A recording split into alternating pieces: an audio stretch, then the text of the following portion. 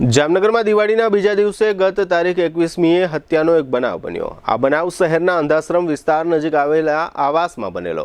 આવાસમાં રહેતા રવિ નામના એક યુવાનને તેમના પાડોશી સાથે ફટાકડાઓ ફોડવા બાબતે બોલાચાલી થઈ હતી। ત્યારબાદ આ બોલાચાલી અનુસંધાને ગુજરિયા પરિવારના કેટલાક સભ્યો સાથે રવિના અન્ય એક પાડોશી મુકેશ કાપડીને પણ બોલાચાલી થઈ હતી। આ બોલાચાલી દરમિયાન પાડોશી ગુજરિયા પરિવારના સભ્યોએ મુકેશ કાપડી પર છરી વડે હુમલો કર્યો હતો। આ હુમલો જીવલેણ નીવડ્યો, જેમાં મુકેશ કાપડીનું મોત થયું। મૃતકના પરિવારના જણાવ્યા અનુસાર 4 શખ્સોએ હુમલો કર્યો હતો। પોલીસે આ મામલામાં 3 શખ્સોની ધરપકડ કરી છે। મૃતકના પુત્ર સાગર કાપડીએ તથા સિટી ડીવાયએસપી જયવીરસિંહ ઝાલાએ આ અંગે આપેલી વિગતો પ્રસ્તુત છે।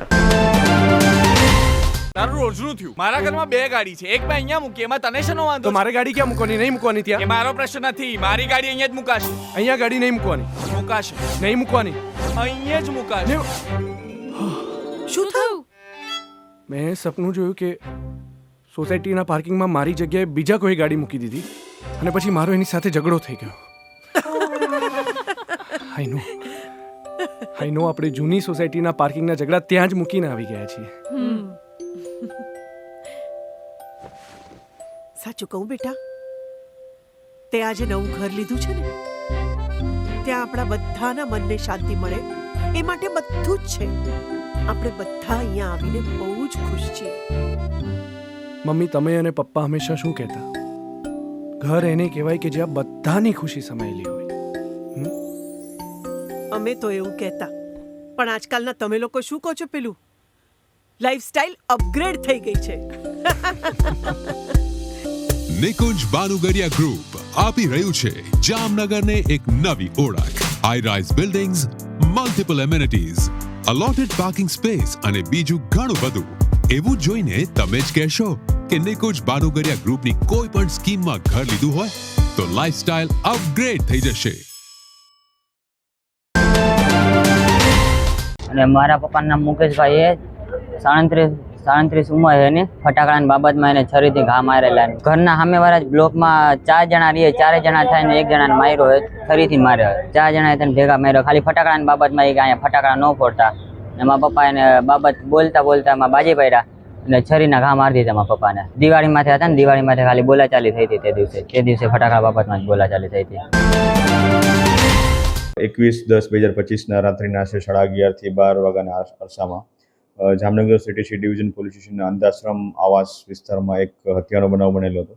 જે બનાવની વિગત મુજબ આ બનાવમાં જે ઈજા પામનાર જે શાહિદ છે રવિ, જેનું નામ છે રવિ વાલજીભાઈ દવે, એ ભાઈ પોતાના ત્યાં બેનના બ્લોક પાસે ફટાકડા ફોડતા હોય અને ત્યાં સામેના જે પાડોશી છે એમના મિલન, જે આ કામના આરોપી છે, તેમની વચ્ચે રવિ અને મિલન વચ્ચે ફટાકડા ફોડવા બોલાચાલી થયેલી હતી।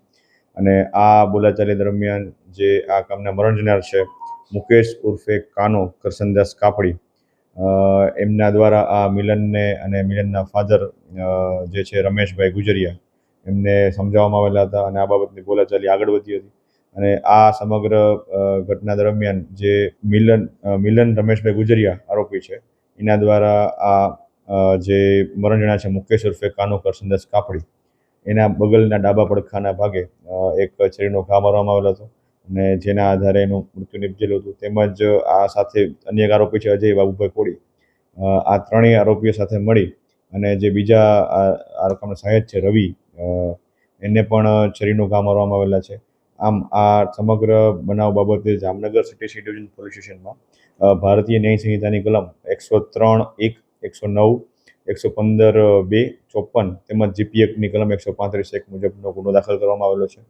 જેમાં આ ત્રણેય આરોપી જે છે રમેશભાઈ ગુજરિયા, મિલન રમેશ ગુજરિયા અને અજય બાબુભાઈ કોળી, આ ત્રણેય આરોપીને હાલ હસ્તગત કરી અને આગળ એમને એરેસ્ટ કરવાની કાર્યવાહી હાલ ચાલુમાં છે અને સમગ્ર તપાસ હાલ સિટી સી ડિવિઝન પોલીસ સ્ટેશનમાં ચાલુ છે।